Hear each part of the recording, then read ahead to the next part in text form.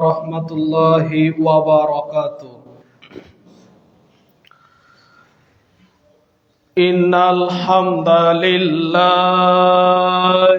নাহমাদুহু ওয়া নাস্তাঈনুহু ওয়া নাস্তাগফিরুহু ওয়া নু'মিnu বিহি ওয়া নাতাওয়াক্কালু আলাইহি ونعوذ بالله من شرور أنفسنا ومن سيئات أعمالنا من يهده الله فلا مضل له ومن يضلل فلا هادي له ونشهد أن محمدا عبده ورسوله الذي أرسله بالحق بشيرا ونذيرا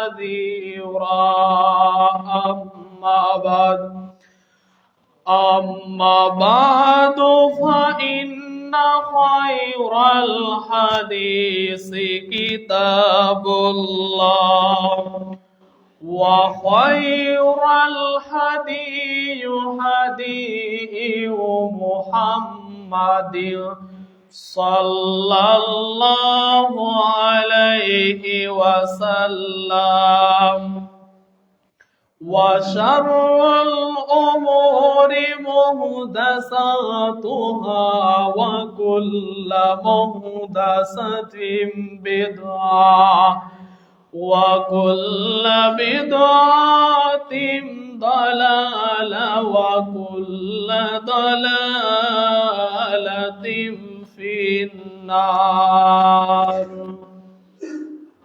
أعوذ بالله من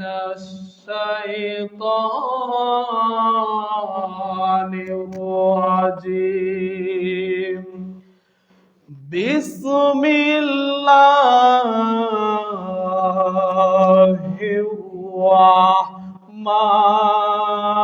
الرحمن الرحيم يا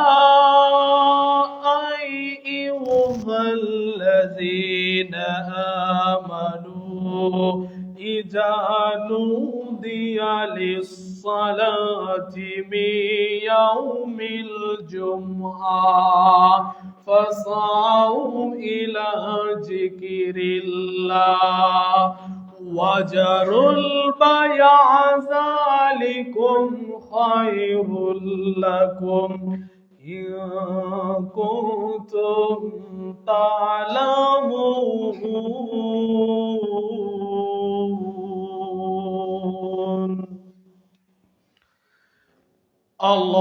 اللهم صل على محمد وعلى آل محمد كما صليت على إبراهيم وعلى آل إبراهيم إنك حميد مجيد اللهم بارك على محمد وعلى آل محمد كما باركت على إبراهيم وعلى آل إبراهيم إنك حميد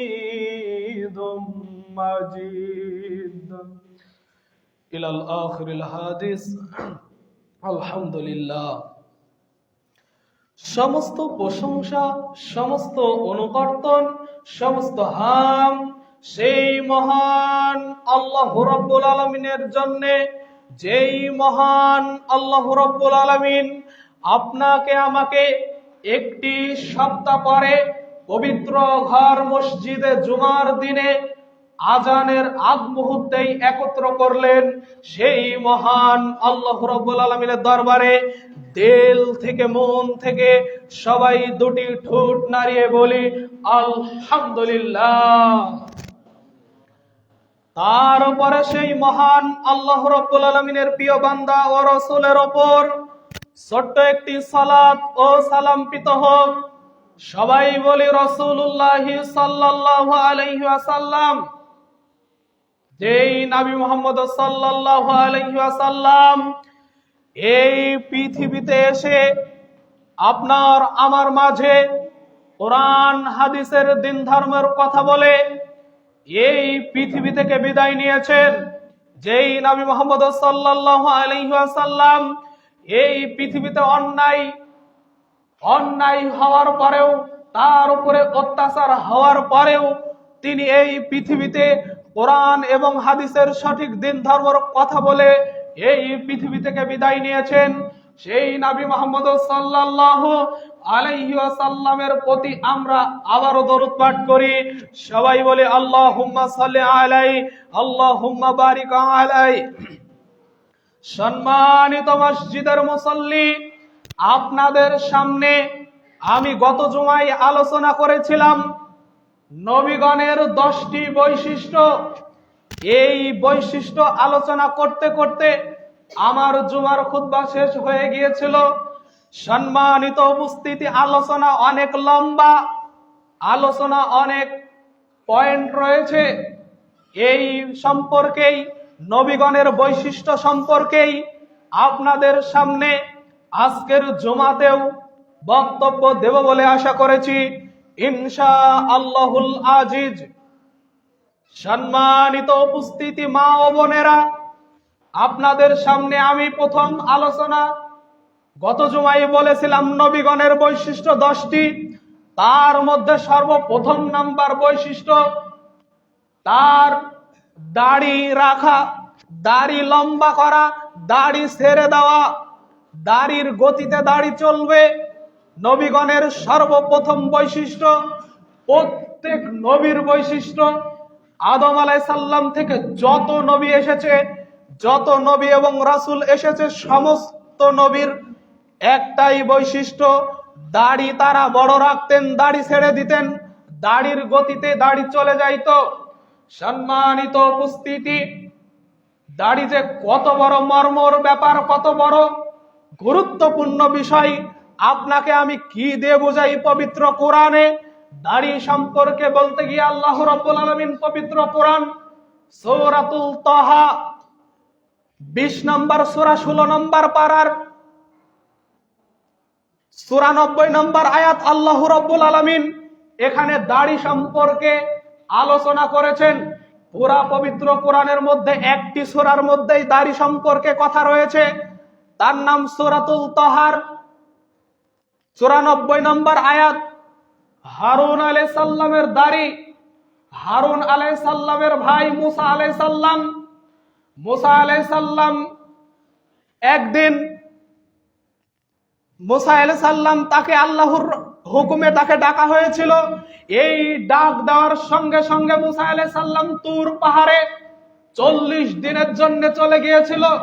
সম্মানিত উপস্থিতি, মুসা আলাইহিস সালামকে আল্লাহ রাব্বুল আলামিন তুর পাহাড়ে 40 দিনের জন্য ডেকেছিল। সম্মানিত উপস্থিতি, মুসা আলাইহিস সালাম বনি ইসরাইলের লোকজনকে রেখে তিনি তুর পাহাড়ে চলে গিয়েছিল। তখন ইসলামটা ভালোই পরিপূর্ণভাবে চলছিল। এই অবস্থায় মুসা আলাইহিস সালাম যখন তুর পাহাড়ে চলে গিয়েছিল, তারপর এসে দেখে বনি ইসরাইলের লোকজন শিরিক করা শুরু করেছে।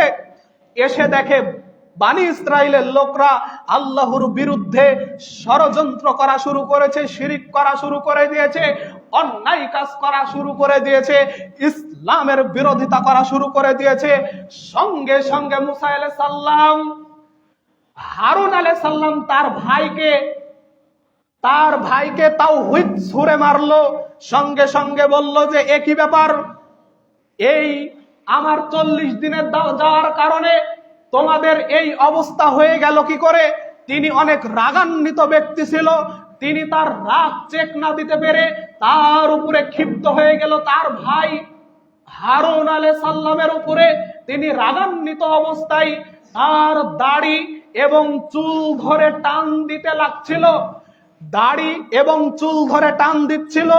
এই সময় তিনি মুসা আলাইহিস সালামকে বলল, হে আমার মায়ের পেটের ভাই, তুমি আমার দাড়ি ধরে টান দিও না, আমার চুল ধরে টান দিও না। পবিত্র কোরআন সূরাতুল তাহা আজকেই খুলে দেখবেন। সূরাতুল তাহা 20 নম্বর সূরা, 16 নম্বর পারা, 94 নম্বর আয়াত। আল্লাহ রাব্বুল আলামিন এখানে হারুন আলাইহিস সালামের দাড়ি সম্পর্কে পবিত্র কোরআনুল কারিমে আল্লাহ রাব্বুল আলামিন জানিয়ে দিয়েছেন, প্রত্যেক নবী এবং রাসূলের এই দাড়ি রাখা সুন্নাত এবং ওয়াজিব। সম্মানিত উপস্থিতি, দাড়ি রাখা আপনাকে অবশ্যই আপনার জীবনে কর্তব্য। সম্মানিত উপস্থিতি, দাড়ি রাখলে আপনার ত্বক ভালো থাকবে। কত যে কথা বলেছিলাম জুমার খুতবায়, তাও আমার কথা শেষ হয় নাই। সম্মানিত উপস্থিতি, গত জুমায় অনেক বলেছিলাম দাড়ি সম্পর্কে, তারপরেও আমার কথা শেষ হয়েছিল না, তার জন্য আবার আমি উল্লেখ করছি। সম্মানিত উপস্থিতি, আপনাদের সামনে বিনীতভাবে অনুরোধ জানাচ্ছি, দাড়ি আপনাকে আমাকে অবশ্যই অবশ্যই রাখতে হবে। আপনি আমি যদি দাড়ি রাখি, আল্লাহর নবীর বড় একটি সুন্নাত এবং ওয়াজিব আপনি আমি পালন করছি। দাড়ি রাখলে আপনার ত্বক ভালো থাকবে, যৌবন ক্ষমতা বেড়ে যাবে। দাড়ি কেটে ফেলে যারা, যৌবন ক্ষমতা কমে যাবে তাদের। এই কথা আল্লাহর নবী তার হোমিও বাণীতে জানিয়ে দিয়েছেন। সম্মানিত উপস্থিতি, দাড়ি চাষা হারাম, দাড়ি কাটা হারাম। আল্লাহর নবী এরকম কথা জানিয়ে দিয়েছেন আল্লাহর নবী বেঁচে থাকা জীবনে। তাই সম্মানিত উপস্থিতি, আপনি আমি দাড়ি রাখার চেষ্টা করতেই হবে, আপনাকে বাধ্য। দাড়ি এমন একটি বিষয়, যেই দাড়ির কারণে আপনার মুখের সৌন্দর্য আকৃতি পাই, আপনার মুখটাকে সৌন্দর্য দেখাই। আপনি দেখেন না, দাড়ি রেখে দেখেন আপনাকে কত সুন্দর লাগে। সম্মানিত উপস্থিতি, নবীগণের 1 নাম্বার বৈশিষ্ট্য, সকল নবীর নীতি, সকল নবীর আদর্শ 1 নাম্বার, তারা দাড়ি রেখে দিত, দাড়ি লম্বা করত। আপনাকে আমাকে অবশ্যই অবশ্যই দাড়ি রাখতে হবে। তারপরে 2 নাম্বার বলেছিলাম, 2 নাম্বার মুজ কেটে ফেলতে হবে। মুজ কেটে ফেলতে হবে। আপনারে মুজটাকে আল্লাহর নবী বলেছেন, মুজটাকে চেষে ফেলা নিষেধ, চেষে ফেলা হারাম। চেষে ফেলা বলতে ব্লেড দিয়ে চেষে ফেলার কথা নিষেধ করেছেন। আপনাকে মুজ কাটতে হবে, কেসি দ্বারা কাটতে হবে। যে কোনো বিষয় দিয়ে, যে কোনো আপনার যন্ত্র দিয়ে কাটেন না কেন, কিন্তু চেষে ফেলতে নিষেধ করেছেন, যেন আপনার মুজ, কিছু কিছু মুজ বোঝা যায় যে আপনার মুজ আছে, আর চেষে ফেললে আপনার ত্বকের ক্ষতি হবে। এই কারণে আল্লাহর নবী মুজটাকে চাচতে নিষেধ করেছেন, হারাম বলেছেন। মুজটাকে আপনাকে ছোট ছোট করতে হবে, এই কথা আল্লাহর নবী তার বেঁচে থাকা জীবনে বলে গিয়েছেন। নবীগণের 2 নাম্বার বৈশিষ্ট্য হলো মুজ ছোট করা। তারপরে 3 নাম্বার আপনার বলছিলাম, আঙ্গুলের নখ কেটে ফেলা। আঙ্গুলের নখ কেটে ফেলা, গত জমায় বলছিলাম আঙ্গুলের নখ কেটে ফেলতে হবে। আপনার পরিবারের যত মানুষ আঙ্গুল রাখবে, আপনার পরিবারের আপনি দায়িত্বে আছেন, আপনার ছেলে মেয়েকে আপনাকেই বলতে হবে নখ কেটে ফেলার কথা। কারণ ইহুদি খ্রিস্টানের পতিতালয়ের মেয়েদের বৈশিষ্ট্য আঙ্গুল রেখে দেওয়া, আঙ্গুলকে কেটে ফেলার কথা আপনাকে পরিবারের, আপনার ছেলে, আপনার মেয়েকে বলার দায়িত্ব আপনার। যদি আপনি না বলেন তাহলে আপনি দায়ুস, আপনার জন্যও জান্নাত টিকবে না, টিকবে না, টিকবে না। আল্লাহর নবী এই কথা বলেছেন। তাই আপনার পরিবারের যার নখ দেখবেন বড়, তাকে কেটে ফেলার আবেদন আপনাকেই জানাতে হবে। যদি না কাটে, তোমার আজকে খাওয়া নেই, আপনাকে বলতে হবে, তাদেরকে কাটতে বাধ্য করতে হবে। 3 নাম্বার বৈশিষ্ট্য। তারপরে নবীগণের 4 নাম্বার বৈশিষ্ট্য, নবীগণের 4 নাম্বার বৈশিষ্ট্য হলো তার অজু করার সময় আঙ্গুলের ফাঁকা জায়গাগুলো ভালো করে খিলান করে ধৌত করা নবীগণের বৈশিষ্ট্য। অজু করার সময় তার হাতের আঙ্গুলের ফাঁকা জায়গাগুলো ভালো করে খিলান করে ধৌত করা। কেননা এই সম্পর্কে আল্লাহর নবী এবং তার অমীয় বাণীতে তিনি জানিয়ে দিয়েছেন, কোন জায়গা যদি অজু করার সময় ফাঁকা থেকে যায় তাহলে সেই অংশ জাহান্নামে জ্বলবে। আপনার হাত ধুতে গিয়ে আপনি অজু করার সময় আপনার আঙ্গুলের ফাঁকা জায়গা যদি থেকে যায় না ভিজে, তাহলে আপনাকে বুঝতে হবে আপনার ওই জায়গাগুলো জাহান্নামে জ্বলবে। খুব সতর্ক থেকে আপনাকে অজু করতে হবে। আপনার অজু করার অঙ্গ প্রত্যঙ্গগুলো ভালো করে একেবারে শিওর হতে হবে যে আমার ওই জায়গাগুলো ধুত হয়েছে। অনেক মানুষ অজু করে আসে কিন্তু দেখা যায় অনেক মানুষের পায়ের টাকনু ভিজে না, টাকনু পরিপূর্ণভাবে ভিজে না, উঠে আসে কিন্তু দেখা যায় শুকা ভাব, পানি ওখানে থেকে নাই। আমি কিছুদিন আগে একটি ছোট বাচ্চাকে অজু করার কথা বলছিলাম, 2 থেকে 3 বার আমি বলেছি যাও অজু করে আসো। তিনি অজু করে আসলো, তারপরেও দেখি তার পা ধুত হয় নাই। আবার বললাম যে আবার অজু করে আসো, তিনি আবার অজু করেছেন, তারপরেও দেখছি যে এখানে ভিজে নাই। আবার বললাম যাও আবার অজু করো, কমপক্ষে 3 বার থেকে 4 বার অজু করেছে। ছোট্ট বাচ্চা কিছুই তো বুঝে না, তারপরেও আমি বুঝতে চাচ্ছিলাম যে কতক্ষণ পরে তার অজুটা হয় আমি দেখব। এই কারণে ওই ছোট বাচ্চাকে আমি বললাম যাও আবার অজু করে আসো। তিনি আবার অজু করে কমপক্ষে 3 বার 4 বারের বেলাতে দেখছি যে প্রত্যেক অঙ্গ প্রত্যঙ্গ ঠিকভাবে ধুত হয়েছে। এরকম ছোট বাচ্চার মতো বড় মানুষের স্বভাব থেকে গিয়েছে। সম্মানিত উপস্থিতি, এরকম স্বভাব খালি ছোট বাচ্চাদের নয়, বড় মানুষ, দাড়ি পাকা মানুষেরও এরকম স্বভাব রয়ে গিয়েছে। আপনাকে অবশ্যই আপনার অঙ্গ প্রত্যঙ্গকে ভালো করে ভিজলো কি আপনাকে দেখতে হবে। আর যদি কোনো জায়গা শুকা থাকে আপনি জাহান্নামে ওই অঙ্গ জ্বলবে। আরেকটি কারণ আপনার অজু হয়নি, আর অজু যদি না হয় তাহলে আপনার সালাত হবে না। পবিত্র অমীয় বাণী, আল্লাহর নবীর অমীয় বাণী, তিরমিজিতে হাদিসটি এসেছে 25 নম্বর হাদিস, অজু ছাড়া সালাত হবে না। তিরমিজির 1 এবং 2, 3 নম্বর হাদিস পড়ে দেখুন, আল্লাহর নবী বলেছেন অজু ছাড়া সালাত হবে না। তাই আপনাকে ভালো করে দেখতে হবে আপনার অঙ্গ প্রত্যঙ্গগুলো ভালো করে ধুত হলো কি। আমি আপনাদের বোঝাতে চাচ্ছি, আমি কিছুদিন আগে ওই ছেলেটাকে বলছিলাম এই 2-3 বার অজু করলা কিন্তু অজু তো ভালো করে হয়নি, শুকা জায়গা থেকে গিয়েছে, একবারও তোমার অজু হয়নি, 4 বারের বেলাতে হলো।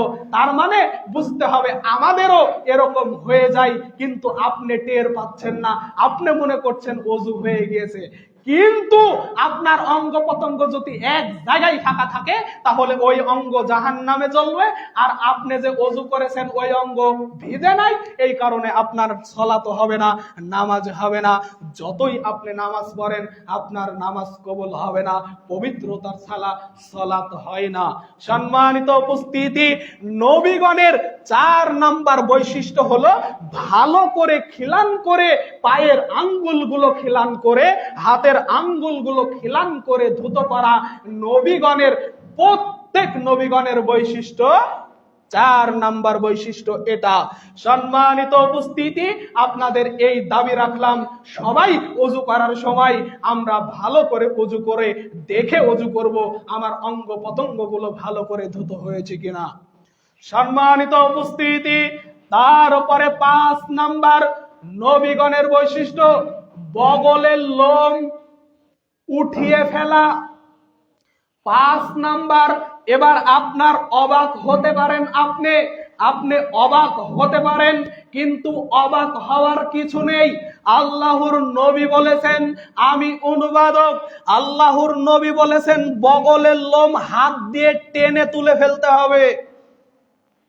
এবার আপনি ভাবুন, আপনি যে বগলের লোম ব্লেড দিয়ে কেটে কেটে কেটে একেবারে আপনার লোমের গোড়া মোটা হয়ে গিয়েছে, আপনি এবার কিভাবে টেনে তুলবেন?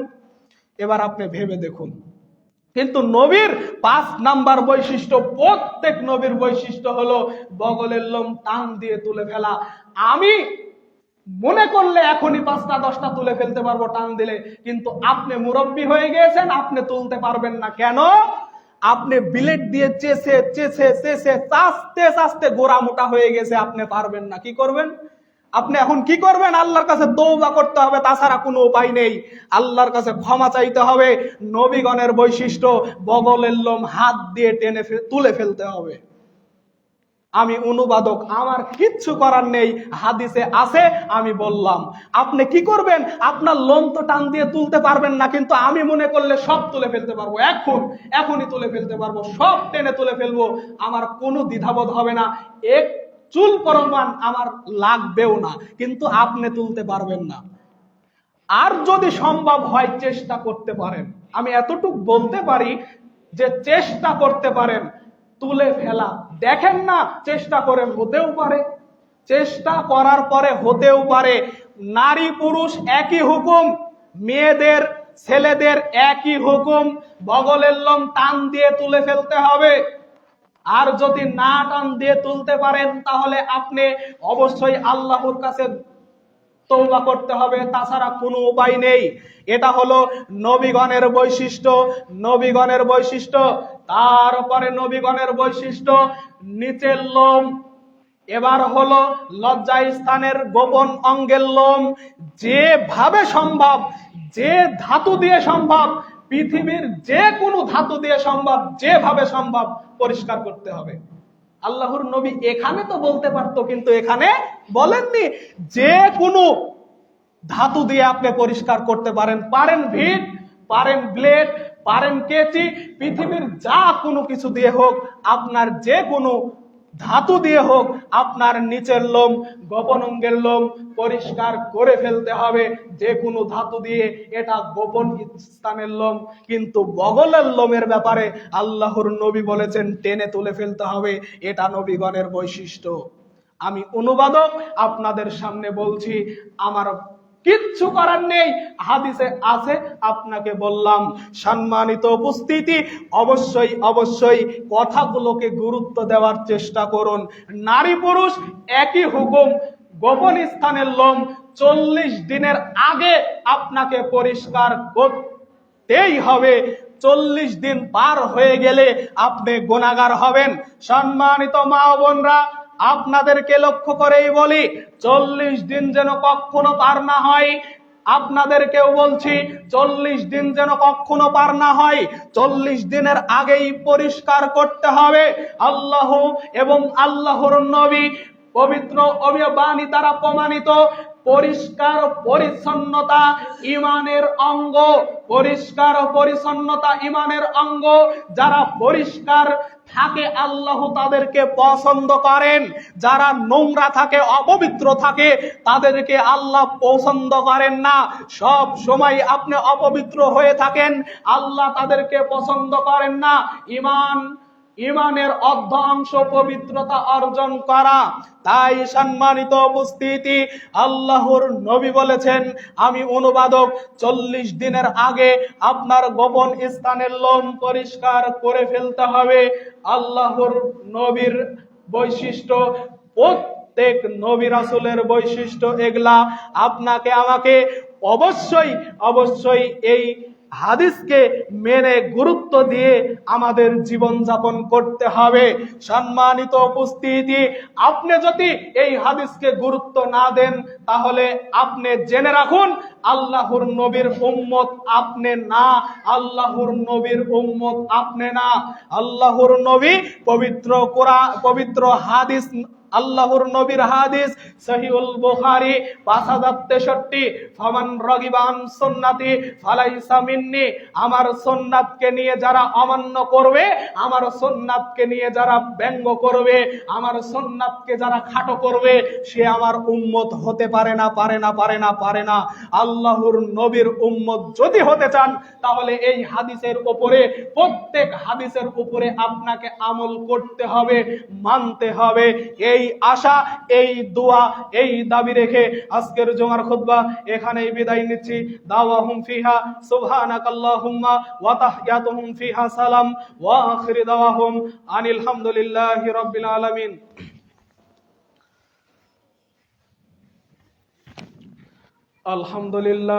আলহামদুলিল্লাহি নাহমাদুহু ওয়া নাস্তাঈনুহু ওয়া নাস্তাগফিরুহু ওয়া নু'মিনু বিহি ওয়া নাতাওয়াক্কালু আলাইহি ওয়া নাউযু বিল্লাহি মিন শুরুরি আনফুসিনা ওয়া মিন সাইয়্যাতি আমালিনা মান ইয়াহদিহিল্লাহু ফালা মুদিল্লা লাহু ওয়া মান ইউদ্লিল ফালা হাদিয়া লাহু ওয়া নাশহাদু আল লা ইলাহা ইল্লাল্লাহু ওয়া নাশহাদু আন্না মুহাম্মাদান আবদুহু ওয়া রাসূলুহু। আয় রব্বুল আলামিন, আল্লাহ তোমার গুনাহগার বান্দা, আল্লাহ তোমার কাছে আবেদন দরখাস্ত করে আল্লাহ মেহেরবানি করে আল্লাহ তুমি আমাদের জীবনের গুনাহ খাতাকে মাফ করে দাও আল্লাহ। হ্যাঁ আল্লাহ, যত গুনাহ করেছে আল্লাহ গুনার দিকে না তাকিয়ে তোমার দয়ার দিকে তাকিয়ে আমাদের জীবনের গুনাহ খাতাকে মাফ করে দিও আল্লাহ। আয় রব্বুল আলামিন, আল্লাহ তোমার কাছে আবেদন করি, তোমার কাছে দরখাস্ত করি, যারা এই পৃথিবী থেকে বিদায় নিয়েছে আল্লাহ তুমি তাদের কবরের আযাবকে মাফ করে দিও আল্লাহ। হ্যাঁ রব্বুল আলামিন, আল্লাহ যাদের পিতামাতা কবরে চলে গিয়েছে আল্লাহ মেহেরবানি করে আল্লাহ তুমি তাদের পিতামাতাকে কবরে মাফ করে দিও আল্লাহ। এই আশা, এই দোয়া, এই দাবি রেখে আজকের জুমার খুতবা এখানেই বিদায় নিচ্ছে।